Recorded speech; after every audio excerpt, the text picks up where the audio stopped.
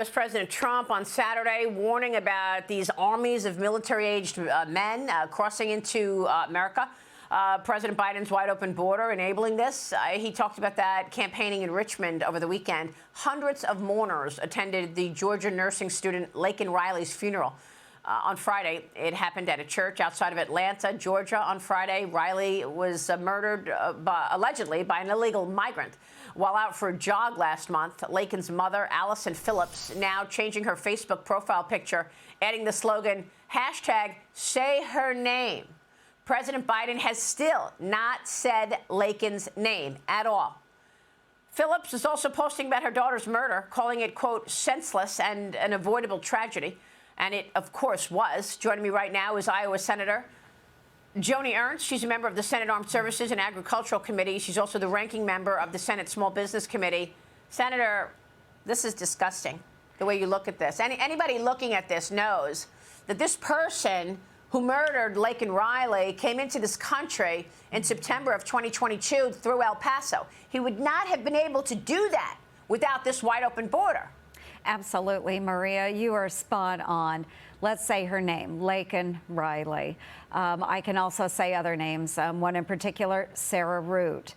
We have seen a number of brilliant young Americans that have lost their lives at the hands of illegal immigrants. I do have legislation that would address the situation of detaining illegal migrants who bodily injure or kill American citizens. I've been working on this legislation for 8 years now, since Sarah Root, a young Iowan, was killed at the hands of an illegal migrant. So yes, it's a huge issue. Do you think that the president's going to raise this at the State of the Union? I mean, can he actually do an entire State of the Union and not mention Laken Riley being murdered by an illegal? He's delivering the SOTU on Thursday. Senator, I know that you and Congressman Buddy Carter have a bill that says, look, you're not going to be invited to address Congress. We will bar Biden from addressing Congress until Biden provides Congress with his national security strategy and budget request. How is it possible that you still don't have a national security strategy? Oh, exactly. And I want to thank Congressman Buddy Carter as well. I know you had him on earlier. It is unfathomable that we do not have a national security strategy from the president, nor do we have his budget for the upcoming fiscal year. And because of that, we want to stop him from actually delivering the State of the Union. Going back to Laken Riley, do I think that he will bring this up in the State of the Union? Absolutely not.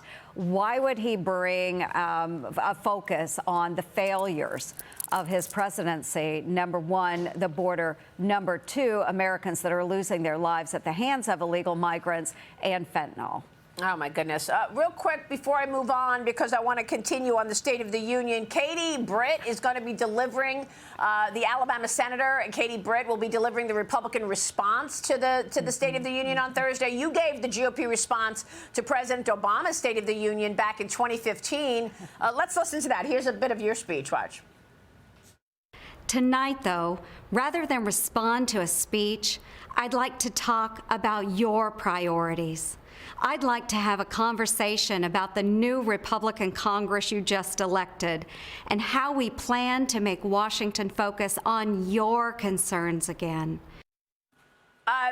Do you feel that this has been the issue, that you've been focused on voter concerns? And do you have any advice for Katie Britt?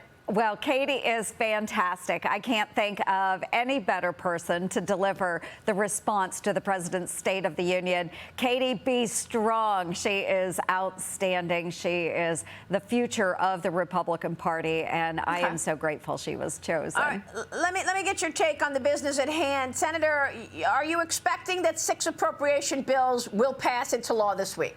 Well, I am hopeful. We have had these bills in front of us for over 7 months now. Leader Schumer has refused to bring them up, even though they have been out of committee. Let's pray that we can get this done. We need more than prayers. Don't we need more than prayers? I mean, seriously, you've got a government shutdown deadline coming up, and then another one a couple of weeks away. You don't have a budget from the president. You don't have a national security strategy from the president. What is the State of the Union in terms of Joni Ernst outlook? Well, it's pretty dismal right now. Again, these bills have passed out of the Senate Appropriations Committee over 7 months ago, and yet Leader Schumer absolutely has refused to bring them forward on the floor of the Senate. So this responsibility is at his feet. We don't have the president's budget, so you can see that Democrats are slowing down the process in order to get large packages passed through the Senate and the House. So it's a sad state of affairs. When we try to get back to regular order, we are stymied by the Democrats at every point of the way. So, yes, we do need to get these done. I will remain optimistic, but there has to be discussion between the House and the Senate on how we move forward. I want to get your take on what one of your colleagues told me yesterday on Sunday Morning Futures, and that, of course, is Kansas Senator Roger Marshall, because he's talking about this new way that the Chinese Communist Party is undermining America. He said, Peter Schweitzer said that the Chinese Communist Party is in charge of the drug trade in America. The Mexican cartels are the junior partner. And what is the CCP doing? They're actually putting women to work in massage parlors. They're setting up massage parlors all over America as a front, and it's all human trafficking. Here's the senator with me yesterday. I got to get your reaction. Watch. Right. So we have more massage parlors than we do Starbucks now in Kansas. And certainly I think that can be said in most every state. So this Chinese triad, I mean, they are sophisticated. Your listeners need to understand that this is not the dirty workers like the cartel. The cartel is doing the dirty work, but the Chinese triad is very sophisticated, Harvard-trained lawyers, Harvard-trained accountants that master the money laundering part of this. So you're going to see massage parlors spring up, and then next to them might be a restaurant, it might be a hair salon, a nail salon, those types of things. What can you tell us about this, Senator?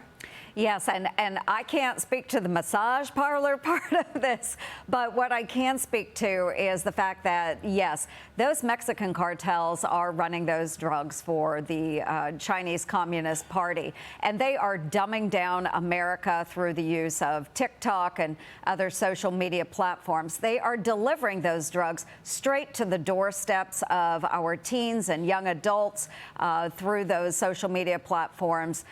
This has got to end. We have to push back on those cartels. We've got to secure our borders, and certainly we need to be taking it to the Chinese Communist Party. It has got to stop. How come the Republicans have been unable to secure the border? That is a great question. We have attempted every direction coming for ideas on legislation, but again, we've been stymied by this president, by the Democratic Party. Things that are simply common sense, like my Build It Act, where we take the materials that were purchased in the Trump administration and give them to the states that want to secure their own border. Even that has been stopped by Democrats in the Senate. It's common sense. We need to secure the border. All of these things we can do in conjunction with those state governors. But again, we just keep getting stopped at every possible avenue. Do you have a favorite in terms of leadership in the Senate now that we've learned Mitch McConnell will be stepping down and not seeking re-election after November? Well, I have worked with all of those members that have thrown their names out there for leader, and I think we have an opportunity to have new Republican leadership.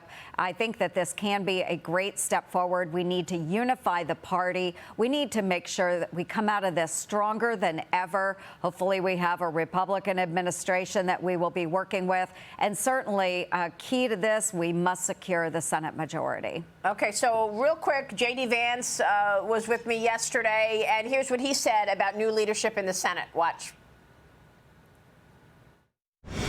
I think that we have to use this leadership election to turn the page on Republican Senate leadership, Maria. You cannot have a Senate Republican leader who is far more obsessed with securing Ukraine's border than he is focused on the American border. You can't have a Senate Republican leader who seems to ooze hatred and dismay for the very people who vote most of the Republican elected leaders. Our base, I happen to think they're good people and that we should be listening to them more than we do.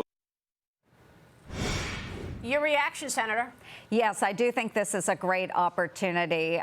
We have to be able to work in conjunction with the administration. Again, hopefully we have a Republican administration. We need someone that will work with that administration, secure the border. That should be number one. That's just simply common sense. We've got to do it. All right, Senator, good to talk with you this morning. Thanks very much for being here. Thank you, Maria. Senator Joni Ernst joining us this morning in New York.